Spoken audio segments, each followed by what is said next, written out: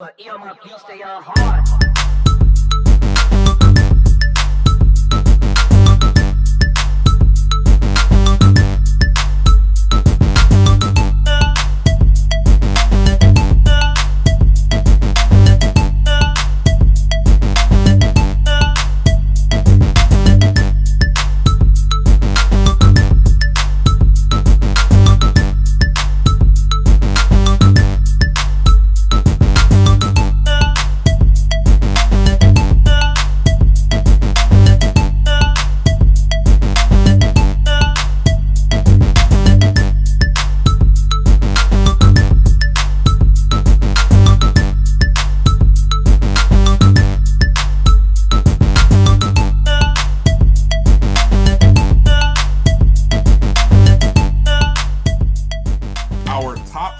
Moments from the past 2019-2020 year. And obviously, neither one of us, probably as we kind of compared our list, neither one of us have anything from the spring that happened, even in the short little period of the spring. So this is mostly it's the fall and winter sports. I didn't put mine into a top five. I didn't rank them.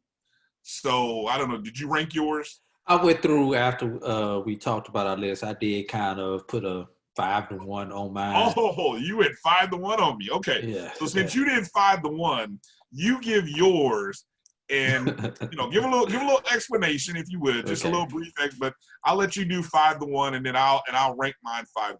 Go ahead.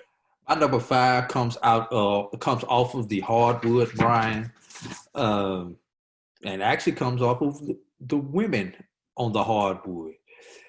Philander Smith and their tournament run at the GCAC, and capping that tournament run off with a blowout of the number 1 team in the conference of Talladega in the championship game. Philander Smith had 4 conference losses throughout the season.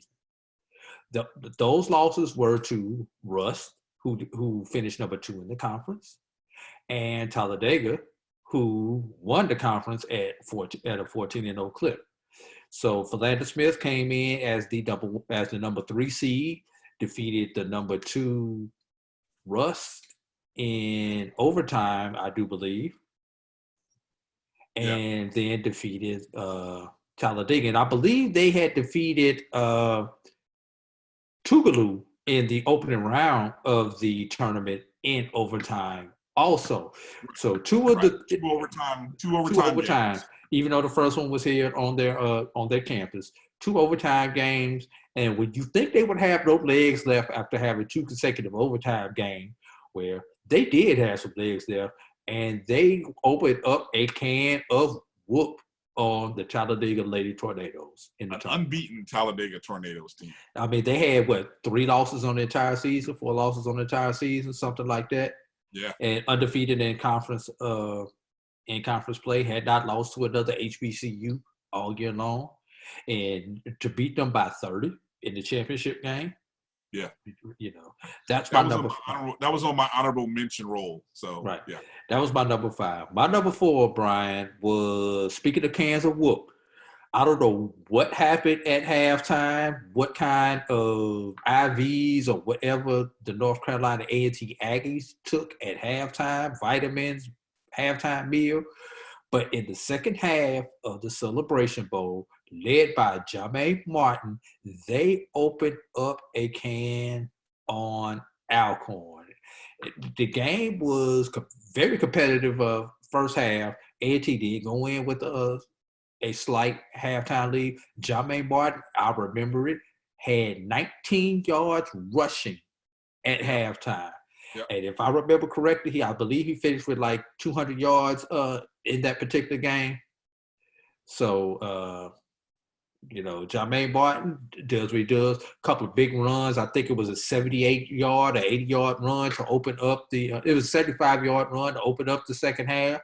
And from there, it was on. So that was my That was my And number Khalil, 4. hold on, don't sleep on Khalil Carter throwing 6 touchdowns. I think he buried the lead there. Khalil Carter, my man, threw like 4 of them in that third quarter, if I'm not mistaken. 4 in the third quarter.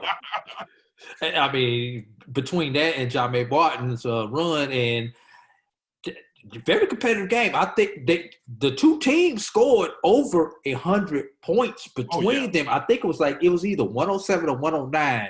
I don't know why that number sticks out. I don't have the final score in front of me, but they scored over 100 points between them. Yeah. And when you score 42 points, I believe is what Alcorn scored, and you still lose by 20. Yes. Yeah. 42 points get you a victory 9 times out of 10. Right. And when the final score was like 60-something to 40-something, like 62 to 40, 62 to 42 or 60 to 42 or something like that. All I know is A&T won by 20. And exactly. Because I believe A&T scored on like 5 or 6 consecutive possessions and 7 out of 9 or something ridiculous like that. I think the only time they didn't score in the second half, I believe they turned it over in the fourth quarter and when they took a knee at the end of the game. Exactly. Unbelievable performance. That's number 4. Wow. Okay. Yeah, what's number 3? My number 3 also features A&T, but it features A&T on the wrong end of this one. It's an overtime game against Florida A&M. This game was originally scheduled for Saturday. Yeah. Was moved to Sunday because of, what was that, Michael? What hurricane was that? There was, I forgot which hurricane. Michael sounds about right. Yeah, but whatever hurricane it was, which, by the way, Brian, is the only reason I was able to be in-house for that particular game. That's because you and I were on the Edward Waters versus somebody's game on that Saturday. On Saturday, right. Right. I don't remember what it was. Both games were originally scheduled to kick off at 6 p.m. on Saturday. They moved the game back to Sunday. No band. Afternoon. Yeah, Sunday afternoon, 2 p.m. kickoff. Once we realized that they moved the game back, I immediately applied for press credentials, given the situation, to try to cover this game because this was the game of the year at that point in time in the MEAC. Probably still the game of the year in the MEAC. I think the only other game that came close to this game in the MEAC would be the Florida Classic between FAMU and Bethune as far as excitement. But for both starting quarterbacks get hurt in the second half. Mm-hmm. Both backup quarterbacks are in. Both backup quarterbacks do a tremendous job leading their team, coming from behind with each other. Game goes to overtime. And with A&T having kicked a field goal to take the lead in their possession in the first overtime, the touchdown pass in the corner on a third and goal, I believe it was. And I'm going off the top of my head, and I remember that because I actually, for some reason, I had my phone on and I recorded it and got over 20,000 views of the tweet that I put out immediately after that game. And one more thing about that game, halftime. Oh, the halftime scuffle there? Yeah, the scrum at halftime. Yeah. That never in my years of associating with Florida A&M University have I seen somebody take time away from the 100 like I saw at that particular scrum. True. All right, that was good, man. That's a pretty good list. I'm feeling like my list is gonna be crap. I should have gone first. All right, what's number 2? Number 2 is the hole in the water bucket, as I like to call it. Virginia Union tries to run the water bucket play. You call it the hole in the water bucket? The hole in the water bucket. There's no water in the bucket because it's all drained out. Was Tobias Taylor? Yes. Runs off the field as if they have too many on the field. Stops on the sideline. If you know the water bucket play, this is all part of the water bucket play. They hike the ball. They take off. I've never seen. First of all, I've never seen anybody run the water bucket play from field goal formation. Number one, I've seen the water bucket play ran from up under center from the gun, but I've never seen anybody running from field goal formation except on this day. I've even seen it ran from punt formation, but never from field goal formation. That's number one. Number two, Tobias Taylor is actually open. Yes, he was. When you run the tape back, he's actually open. Problem was, the ball was not within 15 yards of him. He was so far off of the video. I had to run it back to actually realize that they were running the water bucket play, because I was like, what the hell is he throwing? Who the hell is he throwing to? What the hell was this play? I had to run it back. Did he fumble the snap and just try to get rid of it? No, This was a design play, Brian. It was the worst. It was the worst throw in the history of fake field goals. Second worst. What was crazy is Garo, your premium. They took the ball out of the hands, or they took the ball away from the best kicker in Division II football for the season. Was it, 15 for 16 on the season? The kid had the best percentage. 14 for 15, something. He's only missed one the entire season. Yeah. Has had, I know, at least one game-winning field goal that season. Yeah, it was amazing that that game went that route. And what was on, and think about everything. You had a rivalry game. You had playoff implications. I mean, it's amazing that happened. You're right. That's a pretty good number two. I'm saying, this is a hell of a list, AD. All right. And the one footnote about this one, Virginia State, this one makes this one really interesting. Virginia State came off the field knowing that they were in the playoffs, because they knew they were going to be at least the number 8, if not the number 7, and got bumped out the last week of the season. Yeah. Because they did not have that last opportunity to impress the voters, while Bowie State was in the CIAA championship, got bumped out by Miles. Miles was on the outside looking in. Yeah. Miles was number either 10 or 9. I believe they were number 10 coming in. So you had to finish in the top 9 in order to get that automatic bump up to get in. So that's what bumped Miles in. Virginia State was bumped by Miles. So. Wow. All right, here we go. Number 1, AD, your top moment from the 2019-2020 year. Back to the hardwood, Brian. The FAMU victory, I believe that was on New Year's Eve against Iowa State. Out of nowhere. On the road. Have not seen Tallahassee in 2 months according to their schedule. But they're like the number 300 and some odd ranked team against a top 50 Iowa State team. And they win. They narrowly defeat Iowa State, but usually you expect our HBCUs to fold late in the second half, especially after the last media timeout. But FAMU was able to. You can't even say hold on. They won the game. They took the game. The game went back and forth. Iowa State took the lead. FAMU took the lead. Iowa State took the lead. FAMU took the lead, but FAMU hit their free throws down the stretch. Iowa State missed free throws, missed jump shots. A hell of a flight back from Ames, Iowa on New Year's Eve, Brian.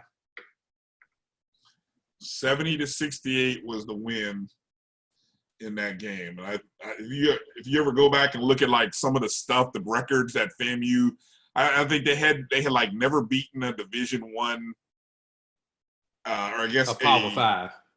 Had never beaten a Power 5 team. Just all kinds of. It was a ridiculous historic win for FAMU. So. All right, man. Okay, so recap your top 5 just real quick. Run the list down. Your top 5 again was? Number 5, women's basketball. Philander Smith run in the GCAC women's tournament. Number 4, North Carolina A&T in the Celebration Bowl over Alcorn.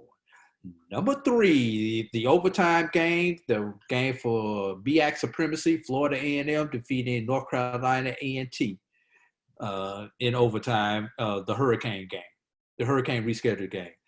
Number 2, the hole in the water bucket game, Virginia State, Virginia Union. And number 1, Florida A&M over Iowa State in basketball. Okay. And in all transparency, I had 2 of those on my honor roll list, and I thought about all of those games. So I will say I thought about all of those moments, and so I'm kind of glad that you and I have a little different list here. All right, so here's my top 5. Number 5, football contest. It was our only 1 versus 2 matchup, I believe, all season in our polls. In our top 5 polls, it was the only matchup where number 1 versus number 2, and I think this might have even been the case. Anybody who had a mid, I guess if you want to call a sub D1, or I know Dr. Cavill calls his a mid-major poll, but this was probably 1 versus 2. It was Bowie State versus Virginia Union. The game played at Bowie State. Probably the winner of this game wins the CIAA North. Bowie State's undefeated. I believe Virginia Union had 1 loss to Lenoir-Rhyne, but they had already beaten Hampton earlier at the beginning of the season. So I mean, this was it, 1 versus 2. And Bowie, you talked about that can of whoop. Bowie put it on Virginia Union 52-17. I mean, just destroyed Union.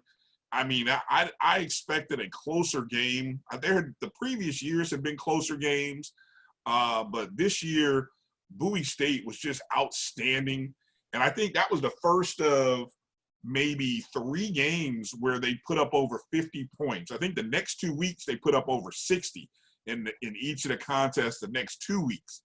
So, I mean, it was like you just had this Bowie State hitting this stride that was just unreal. And you're just thinking, oh, my God. And they really had me thinking that they could really make a run in the Division II playoffs. Unfortunately, that turned out to not be the case. But they still finished with a perfect regular season and a CIAA championship. So, and let me throw this in about Virginia Union. They lost to playoff team Bowie State, playoff team Lenoir-Rhyne, top 10 Virginia State. Yeah. Nah, that's not a bad season. That's not a bad season. It defeated FCS Hampton. Yeah. Yeah, well said. I mean, it was a good season for Virginia Union. Just, tough losses to teams that were a little bit better. But so I just thought the height of that game, there was a lot of excitement and buildup, and it just turned out to be a complete shocker. So, I don't know, just number 5 for me. Number 4 is more of a season award and a season performance. A little bit, you mentioned Philander Smith and what they did over the tournament. Well, I'm going to go a little bit even deeper and go, how about Benedict College, their women's basketball season? Benedict College, the Lady Tigers, finished their season 27-3. At one point, they had I think a 16-game win streak in the SIAC. It should be noted that they lost in the midst of a streak where they had to play Fort Valley State in 2 consecutive games. It's like, they beat Fort Valley State. I think it was a Saturday, Monday split or something like that. Saturday, Thursday. Okay. It was a Saturday, Thursday, if I'm not mistaken. They had just beaten Fort Valley. And then I think you even brought up the fact that because of the scheduling that this game originally, it was just odd that you'd play the same team back-to-back weeks. So anyway, they ended up losing the second contest to Fort Valley, but Benedict won the SIAC tournament, was going off to the NCAA tournament, and then all of a sudden everything got canceled. So they finished their season 27-3. 3 losses. Now, here's the kicker. They lost 3 games by a total of 5 points, AD.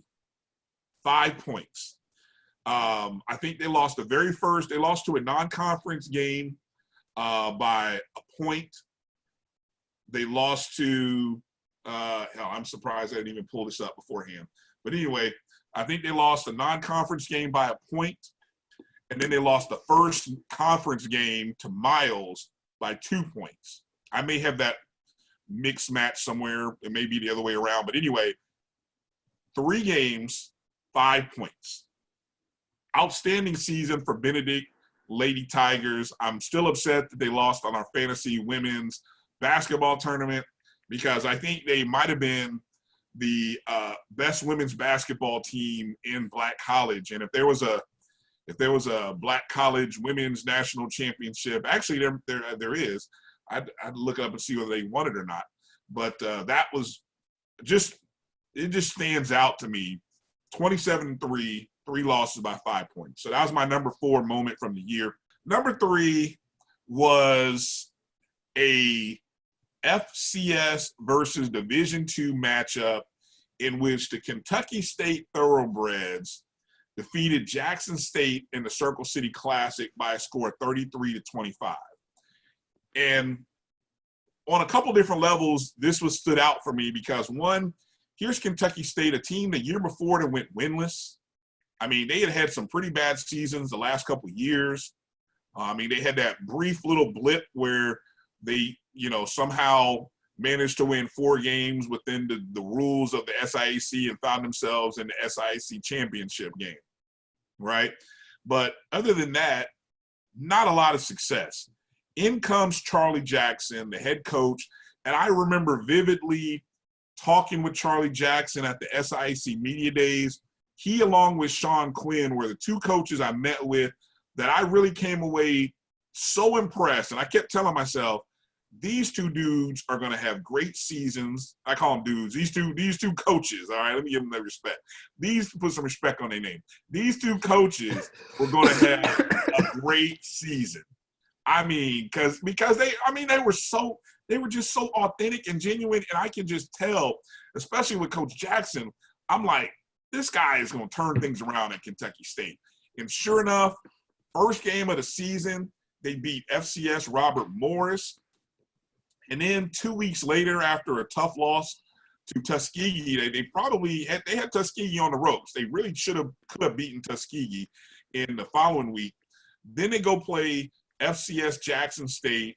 They're down 10-0 in the first quarter to Jackson State.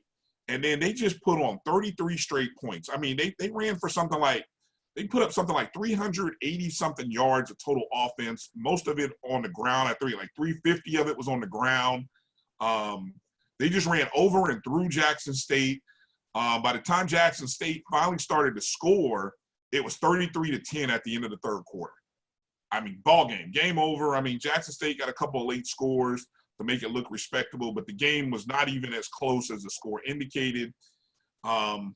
It just was an impressive performance by Kentucky State and Coach Charlie Jackson. So that was my number 3 moment of the year. Now, I mentioned Jackson State there. So my number 2 moment is really involving Jackson State men's basketball program. And actually, it really isn't a game per se, but it's more so a player or a person.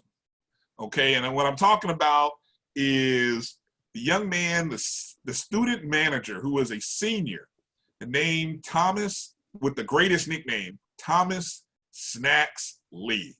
Can't make this stuff up. The student manager, he'd been a student manager, I think, ever since he was a freshman, I think was the story. So he'd been a part of the Jackson State program for like 3 or 4 seasons. And so, this is senior night. And I guess he or the coaches or the team decided to give him a uniform. And they gave him, every coach probably said, look, I'll give you a uniform, but I'm telling you, if it's a close game, you're not getting in the ball game. You know that speech, coach. You're like, hey, if this is a close game, you may not get in. He was probably just happy to get a uniform and just have to dress out and go through the layup line. Exactly. He was just happy to be able to do that, right? He was probably still performing his duties as the manager during the game in uniform, right? But Jackson State, they got out to about a 20-something lead and worked it out where I think in the final 2 minutes of the game, Snacks gets into the ball game. And so the crowd is going crazy as he's going to the scorer's table. And the video, I still see the video of this, and it just warms my heart when you see it. Because I was Snacks, dude. I was that guy. He's a portly little fellow. I mean, trust me, I was Snacks. I was the student manager. I relate big time. And so I'm seeing this video, and I'm like, oh, go ahead, Snacks, get in the ball game. And so I guess he had been shooting some threes. I mean, look, it was like every time he got the ball, he was firing. I mean, no matter where it was, half court, I mean, he was pulling from deep. Anywhere he could get a shot off, he would get one. Finally, his moment came on, I think it was a steal. Ball kicks over to Snack, and literally the quickest release I've ever seen. The ball hits his hands, and the minute it hits his hand, and it's by the bench, right in front of the coaches, probably about 25 feet from the he's at least about maybe 10 feet from the three-point line. So it was about a 30-something jump shot, 35-foot jump shot. I don't think he jumped, so it's probably a set shot. He catches it, fires it up, nothing but net. And the place goes bananas. The place, I mean, I'm talking the true joy and enthusiasm of what team sports is all about. And guys who sacrifice for one another. I mean, for his team, I get a chill down my spine just talking about it right now, AD, because it was really a very cool moment. And then what was even made the moment that much, was seeing the national media take hold of. I mean, we see stuff like that because it's Black college stuff. We retweet it. We don't know who's going to pick up on it, but, man, somebody picked up on it. Next minute, it's on SportsCenter. His thing was on SportsCenter, CBS, ABC, Fox NBC, Sports. Fox Sports. He went national. He did so much for Jackson State and the Jackson State brand because when they went and talked to him and interviewed him, he's just such a nice, relatable young guy. Real funny, real humble. I think he even went out to the Today Show, probably, with I think it's like the late morning show. So, just a lot of attention came to Jackson State, HBCUs, Black college basketball, and it couldn't have been put on the lap of a more humble and gracious guy, and he represented Jackson State so well through that whole thing.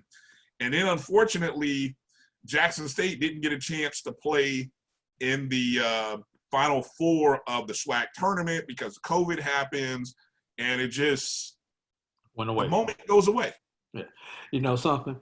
Maybe Jackson State should have let Snacks dress out as the mascot instead of whoever they had as the mascot in the BCSN challenge.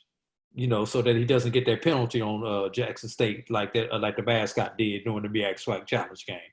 Right. I don't want to call the brother a mascot, but I say he should have dressed out as the mascot because you remember the Tiger in the BCSN challenge got the penalty for taunting or whatever it was.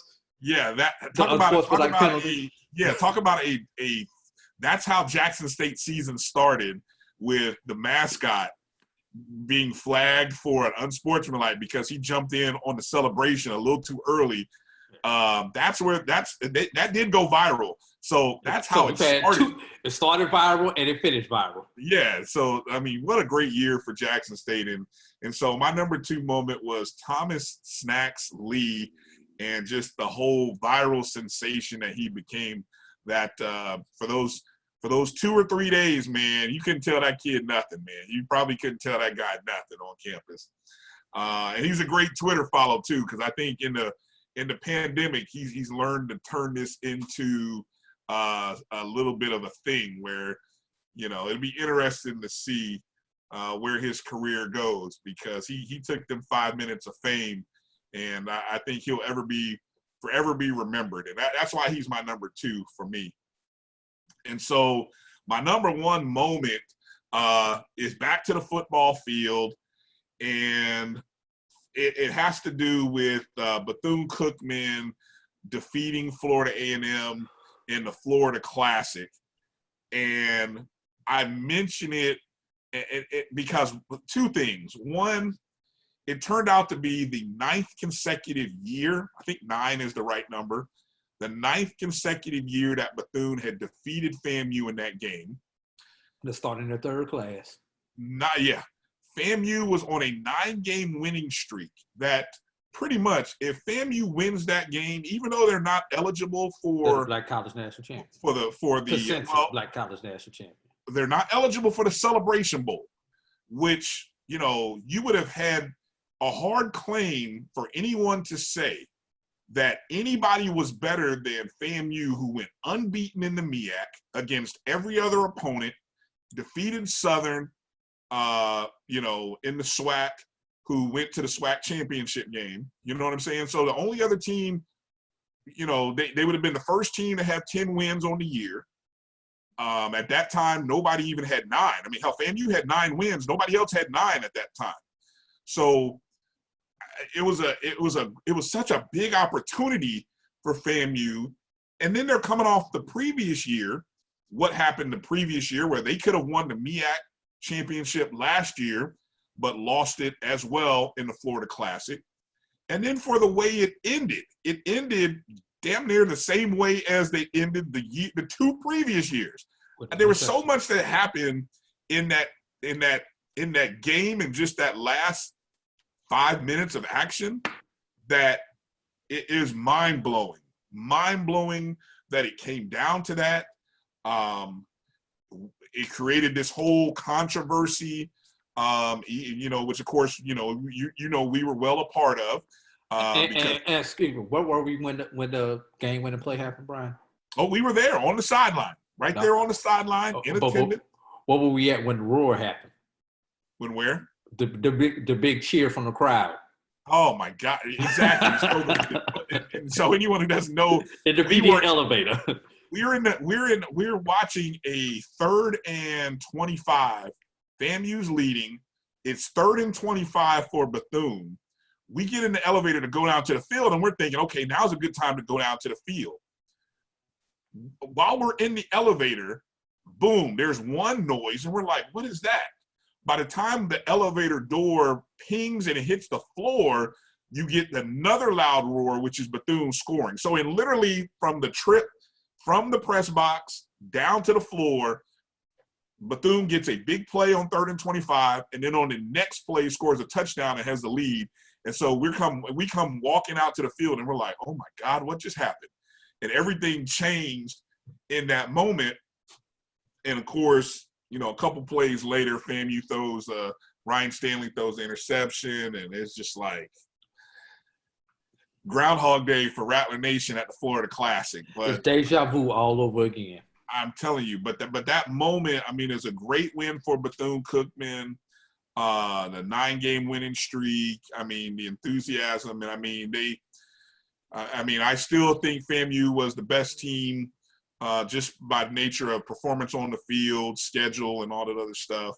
But they really could have made themselves the strong claim of being the undisputed champ, and they lost that moment thanks to Bethune and what they did. So that game, that moment really sticks in my head as one of the as my top moment of the year from the 2019-2020 season. So, all right, good stuff, AD. We got to make sure we put that in print. So we may even we're gonna put some extra post-production on this because this was a pretty good list that you and I came with, no doubt. All right. Any final words so we can get out of here? No, just be careful as states are opening back up. You know, just because they say you can go, don't mean you have to go.